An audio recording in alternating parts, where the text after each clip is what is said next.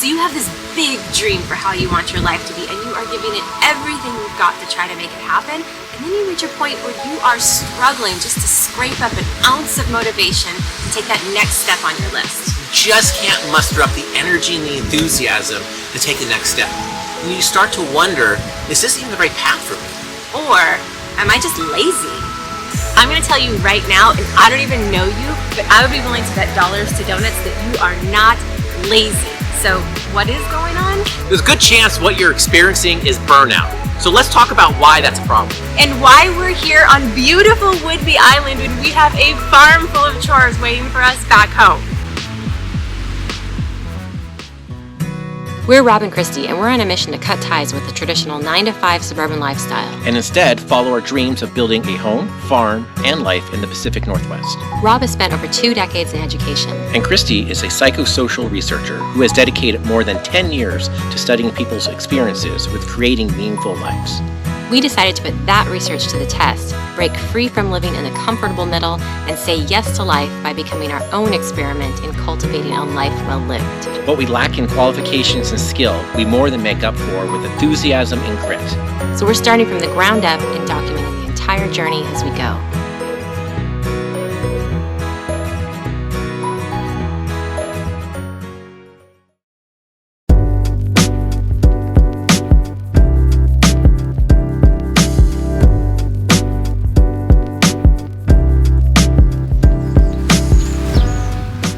All right, so what is burnout?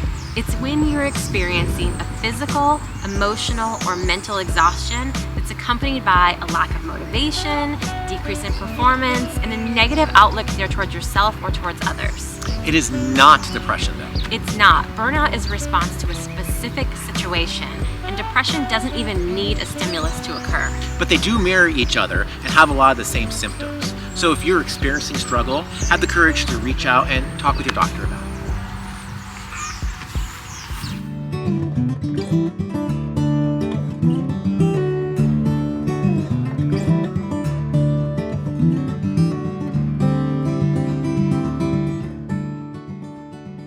The problem with burnout is that it has a lot of really big implications, right? Because if you're trying to do something important in your life, something that's meaningful to you, whether that's changing the direction of your life or changing careers, starting a farm, raising a family, whatever it is that's meaningful to you, and you burn out straight out of the gate, then it doesn't just take away that dream that you're pursuing, but it also robs your soul of meaningfulness and that experience in life that makes it so good. And it also has implications to farms as well. When we lose farmers and they're feeling burnt out and they're not out there producing anymore, what ends up happening is we have less variety of all different types of farm goods. So it's kind of like when you walk into the grocery store and you see just the same old type of flowers. They're not big varieties, and they're just kind of that same thing every place. Yeah, it all becomes kind of like this monoculture of not having the vibrancy of different tomatoes and different flowers and different fruits. It dulls everything, and that's that's hard for all of society. Yeah, and it has an impact on our ecosystems too, right? Because instead of there being 25 different types of tomato farmers, you might just only have a few different types. And there are pollinators and ecosystems that thrive in only certain environments and only certain types of crops. So if we start to rid ourselves of all that because we're, farmers are just getting burnt out of the system and there aren't enough of them to continue on, whether it's, flowers or vegetables or whatever it is that they're growing, then it has an implication. If there's no agriculture, then there's no food and there's no surviving for the rest of us.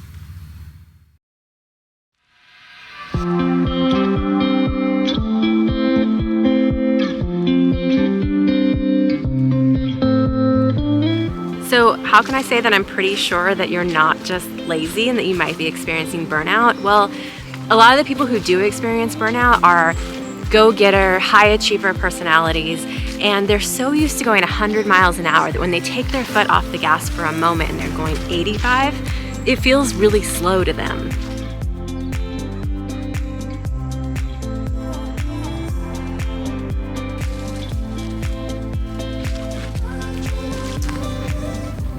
if you're already dealing with burnout or you think you're on the verge of getting there, there's a few things that you can do to kind of mitigate that and get yourself back out of it. And it starts with having healthy boundaries and a good routine. So boundaries, sometimes people think that boundaries are saying no to everything, and saying no can be a way to create a boundary. But if you're thinking about it as a negative, you're just saying no to everything that happens in your life, try to switch that up and think about how you're actually saying yes. You're saying yes to the life that you want, to the things that are the most important to you, and you're protecting the dream that you're trying to create in the vision. So there are times when you're going to have to make sacrifices when you're working towards something, for sure, but you can do that with boundaries. And I like to think about the difference between balance and harmony. So a lot of people say, I want to have a work-life balance. I don't really care about a work-life balance. What I care about is having work-life harmony. Balance is basically a zero-sum game, right? So if you have something here, then you have less of it here, or vice versa. You're always trying to get things in balance. Harmony is about how things work together and what is the flow of your life. That's much more important to me than having things in balance. And having a good routine is all part of that. And it may seem simple and basic, but I think sometimes when I'm feeling like things are a little bit out of control, I like to go back to the basics. Am I eating healthy, drinking enough water? And am I getting enough exercise daily?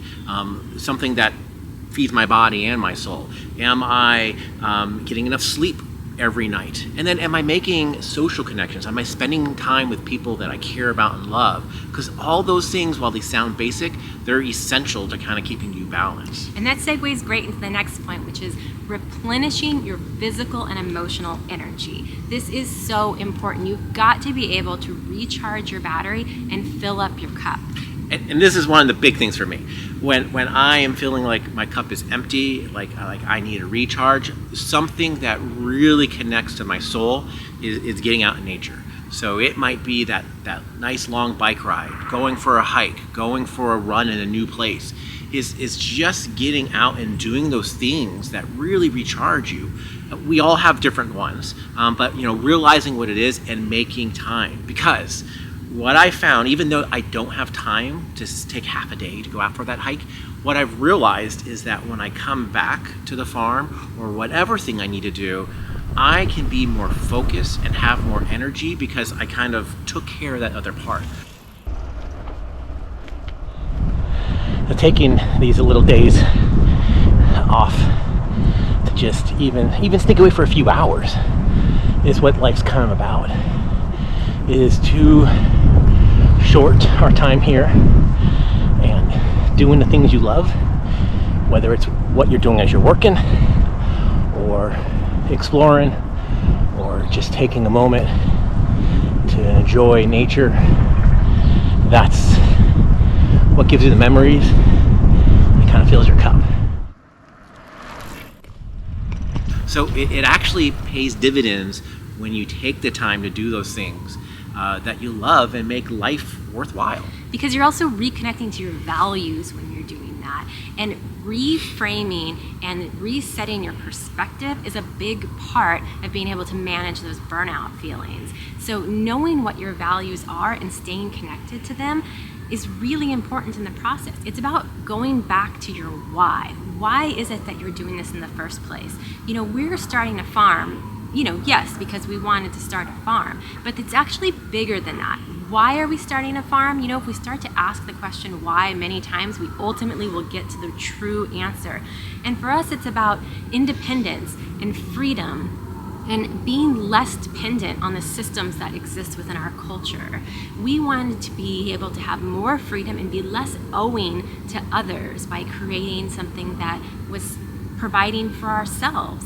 So when you connect with that why and your values, it can really help you to start to see why you're doing the next thing instead of feeling burnt out about doing the next thing. So, in the middle of the night when you have to get up and take care of something on the farm, or way too early in the morning when you'd much rather stay in bed and you start to feel like, I don't want to do this again this morning. If you're thinking about why you're ultimately doing that, it can really help you to kind of stay motivated and keep going. In those darkest, hardest moments, that why why I'm doing this is kind of like the lighthouse for me that kind of gives me that direction and gets me going, whatever it is. It gives me the this is what I have to do because this is what I want. It's the North Star kind of thing. So again, it might sound simple, but those dark moments, you need those kind of things to kind of keep you going. Reconnecting with your why is about reducing distractions and being focused on the right now. It's about mindfulness and being present.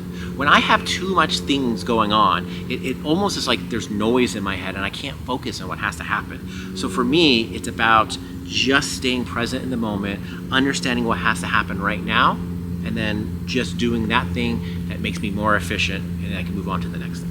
Yeah, this thing and then the next thing. I mean, I hate the phrase because I'm vegan and I can't imagine why you would want to do this anyway, but you know, you can eat an elephant one bite at a time, right? When you try to look at the whole big picture, it's just so completely overwhelming. But if you just take it one step at a time, I mean, that's really the process.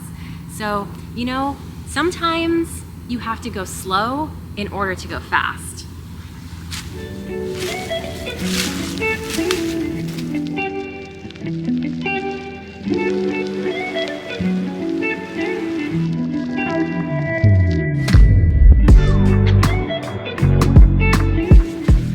Well, sprinting is necessary some of the time. This is a marathon and we can't continue to keep that up.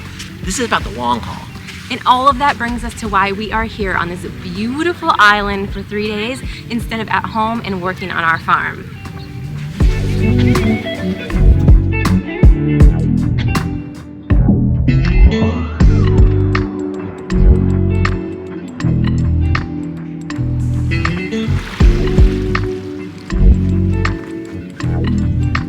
So we're here on the island right now because we've set a very clear boundary with our 5-year plan for our farm in mind. And so we take this time, you know, a few days each quarter that we can step back, we can reassess what's working, what's not working, so that we can appropriately plan our work, set expectations and goals, know what's going on with our budget, and be on the same page about all aspects of our farm. The number one reason why small farm businesses fail is because they treat it like a lifestyle and not as much like a business. And for sure it is a lifestyle, but you have to treat it like a business first. So many people are attracted to the idea of farming because they romanticize it. They view it through the lens of Pinterest and Instagram, and they don't see the reality that it is hard work. And if you don't treat the farm as a business, it's going to make it much more likely you're going to struggle and much more likely to fail. The USDA tracks a ton of information about this, and one of the things that they found is that 89% of farms are small family farms, but they only account for 20% of total production in this country. And the other thing that they found is that small beginning farms, one of the major reasons that they fail is because they aren't able to scale or bring in revenue fast enough to survive. So when we think about our 5-year plan, we're really thinking about survival. How can we get to where we need to be in enough time that we can work this farm as a business and turn it into a lifestyle for the long haul? Taking the time for these retreats gives us the opportunity to be rested and reset and renewed so we're ready for the next 3 months ahead. And speaking of what's ahead, we're at the beginning of October right now, which means that our first expected frost is probably like a couple of weeks away. And that's gonna mean digging and storing our tubers. That means we've gotta get our tunnels ready. We've gotta get all of our hardy annuals ready and tucked in to overwinter. So we have a whole lot of work coming up ahead for ourselves right now. And this is an opportunity right now for us to just take that moment, reset, and come back and do the work. So there's a lot of work ahead and several big decisions that we need to make as we get ready to move into year 2. If you want to see how our adventures in farming turn out, be sure to subscribe so you don't miss an episode. And until next week, we hope that you are digging deep, cultivating those big dreams, and striving for a life well lived. Bye-bye.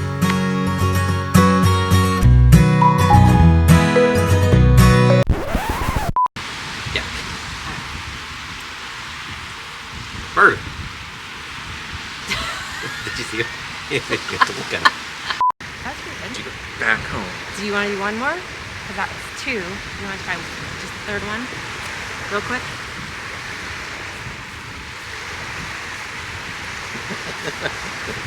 That's what you're doing. You're doing a little half Elaine.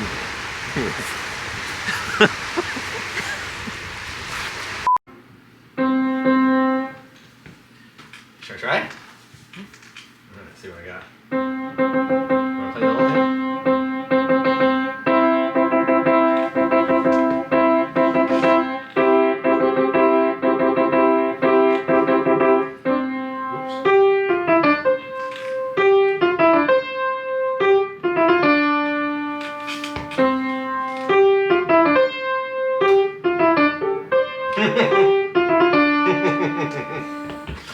That's all I got.